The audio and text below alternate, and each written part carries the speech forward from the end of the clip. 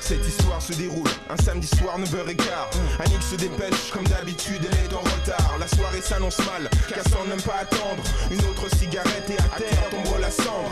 Amis de longue date ont surmonté beaucoup d'épreuves.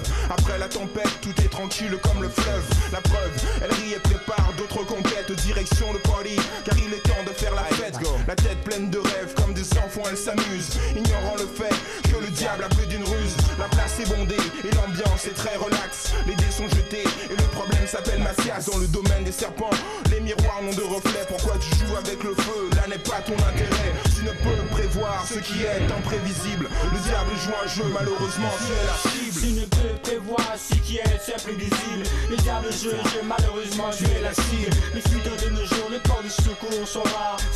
Commençons l'histoire d'Haïti au primaire. Premier niveau de primaire, on t'apprend que sur cette île qui s'appelait Haïti, Boyo à l'époque, il y avait 5 à 6 cas et c'était des... Je ne sais pas s'il faut les appeler des Amérindiens, mais c'était des Taïnos, c'était on disait dans l'histoire, la petite histoire d'Haïti, les peaux rouges. C'est marrant parce que quand tu regardes les couleurs dont on désigne les peaux dans les soi-disant différentes races, alors les races humaines, on dit race entre guillemets parce qu'en fait il existe une race humaine, maintenant on le sait, et donc on disait les peaux rouges. Mais c'était des gens vraiment très paisibles qui vivaient là, 5 petits royaumes sur toute l'île. Donc on dit toute l'île, on dit la République dominicaine et la République d'Haïti réunies à l'époque. Et puis, bon, 1492, Christophe Colomb, le bien nommé, arrive avec ses colons, les premiers. Et toute cette population est décimée en moins de 2 parce que, bon, c'était des gens, évidemment, les montagnes d'Haïti, Haïti, terre montagneuse, étaient remplies d'or, il y avait des minerais d'or et ça tout de suite a attiré ces colons-là, ces Espagnols qui sont arrivés avec Christophe Colomb, qui lui-même était né en Italie, hein, on se rappelle. Et la chose aberrante de l'histoire, cette chose incroyable, c'est ce prêtre espagnol qui, par pitié pour les Indiens, qu'on appelait des Indiens aussi à l'époque, par pitié pour ces peuples, c'est un bon sentiment qui fait partir un génocide, qui fait partir une abomination. C'est incroyable, mais... Alors Bartolomé de las Casas, je me demande, c'est sûr qu'il ne s'était pas rendu compte dans quoi il s'embarquait. Il embarquait son nom pour la postérité aussi, dans quoi il s'embarquait. Il embarquait aussi les Espagnols. Et quand il leur a dit, écoutez, ces pauvres Indiens sont trop faibles, et voilà, ils meurent trop vite, ils ne sont pas capables de faire ces travaux forcés dans les mines d'or d'abord, parce que les premiers travaux forcés, on va dire, auxquels on a assujetti les habitants d'Haïti, c'était le travail dans les mines pour extraire tout l'or possible, hein, qu'on a trouvé là. Et il dit, écoutez, allez sur les côtes d'Afrique, les Africains, ils sont beaucoup plus solides, ils vont pouvoir supporter le travail, le dur travail plus facilement. Et c'est parti. Et c'était parti la traite des Noirs.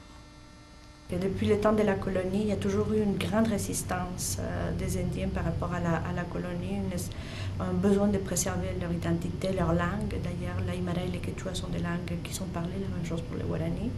Donc il y a eu une résistance très forte. Mais en termes de droits, ça a été des populations qui ont été très marginalisées. L'arrivée de la lutte contre la colonie a été faite par les Indiens en grande partie. Il y a eu même des guérillas qui ont été leaderisées, par exemple, par Tupac Amaru au Pérou, Tupac Katari en Bolivie, Bartolina Sisa, qui sont des grandes révoltes indiennes qui ont comme cerclé, par exemple, la passe Tupac Katari. Ça a été une révolte énorme qui a presque mis en échec la colonisation.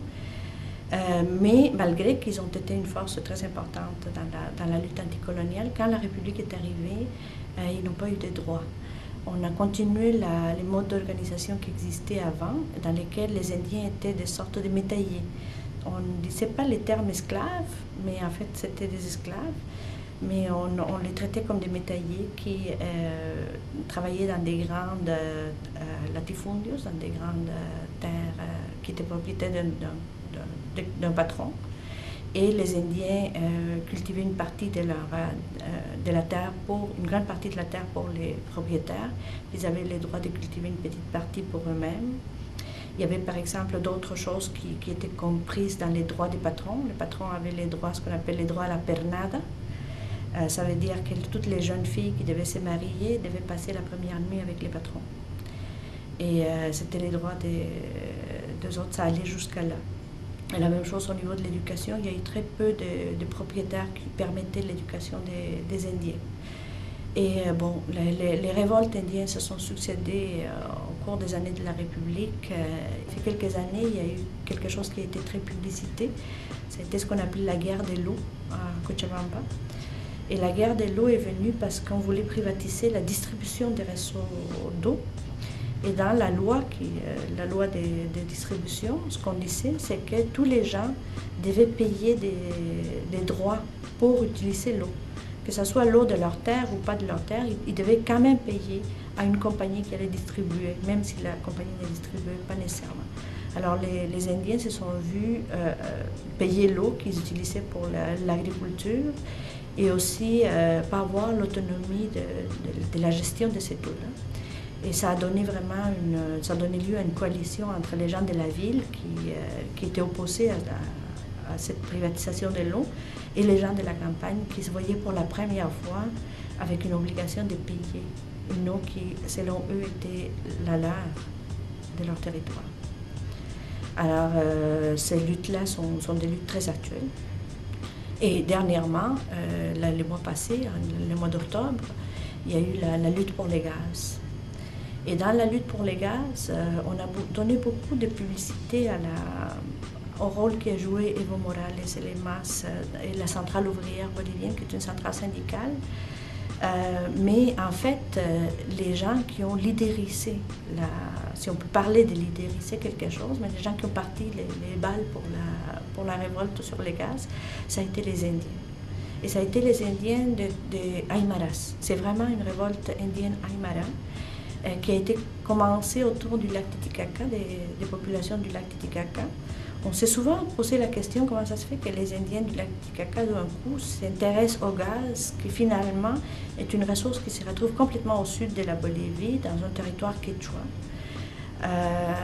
Et la réponse à ça vient du fait que dans les années 30, en 1930, il y a eu une guerre en Bolivie pour la possession du pétrole. Et dans cette guerre-là, évidemment, on a envoyé, comme on envoie toujours dans les guerres, les gens les plus pauvres. Et ils ont envoyé les gens autour du lac Titicaca, qui étaient les gens les plus faciles à prendre, les jeunes de cette région-là. Et ils sont morts, beaucoup de ces gens-là sont morts. Alors les Indiens du lac Titicaca, ils ont un sentiment d'avoir donné leur sang pour cette ressource-là.